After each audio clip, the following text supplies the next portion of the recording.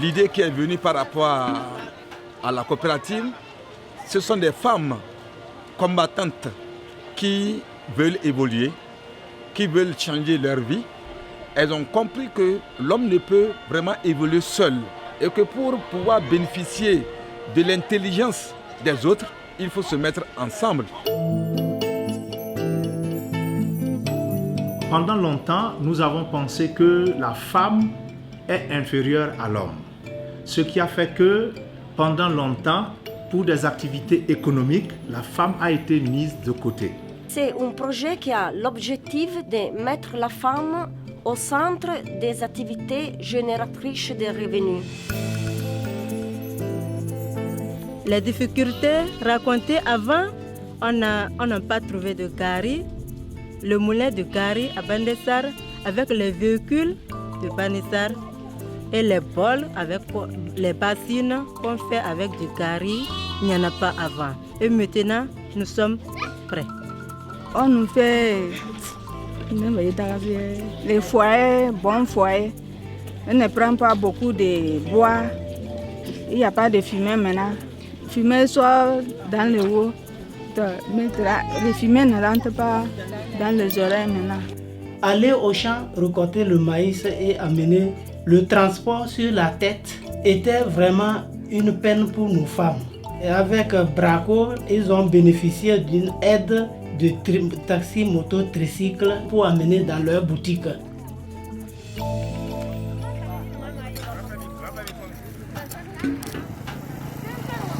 Nous commençons avec des architectes italiens pour discuter les architectures, les dessins de ce projet. Et après, nous commençons avec une chef de chantier et les élèves. Okay. Pour la construction, nous utilisons les matériaux locaux, ça veut dire le mur en banco et la toiture en paille. J'aimerais respecter l'architecture traditionnelle. Quand j'ai vu ce que vous faites, ça m'a impressionné. Parce que j'ai compris que c'est la valorisation de nos ressources naturelles. Tous les jours où vous vous rendez au niveau de la boutique, vous pouvez trouver les produits à acheter. Ça, c'est déjà une avancée. Personnellement, j'ai apprécié cette boutique, si bien qu'elle est faite dans le cadre de lutter contre la pauvreté et aussi de promouvoir les produits locaux du village. Et à côté encore, la boutique, il y a un petit restaurant où les gens vendent de bons mets bien préparés, soignés, qu'on peut manger facilement et moins cher que les autres ailleurs. Bon, la création de la boutique a vraiment fait changer le village.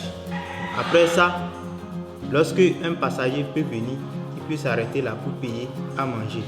Il y a aussi le gari qui est vendu moins cher, qui peut permettre à tout le monde de prendre au moins un sachet, histoire de se faire un petit repas. Donc c'est une chaîne. Elle travaille, elle s'occupe des besoins des enfants et après les enfants reviennent les aider.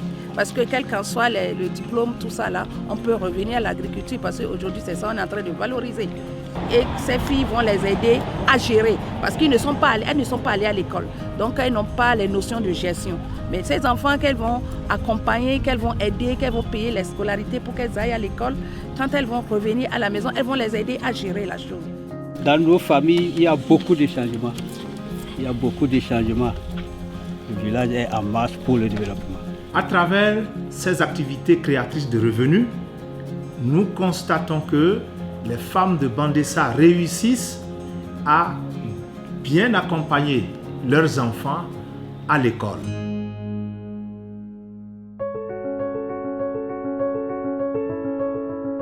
ce que nous voulons de cette coopérative de Bandessa, que les autres localités, que les autres femmes comprennent que lorsque vous vous mettez ensemble pour faire une coopérative, ça a beaucoup d'avantages.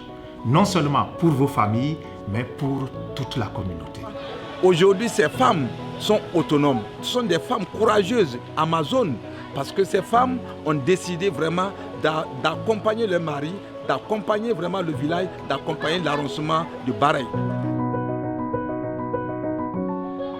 Le projet d'installation de boutiques à cet endroit-là nous permet de nous développer réellement.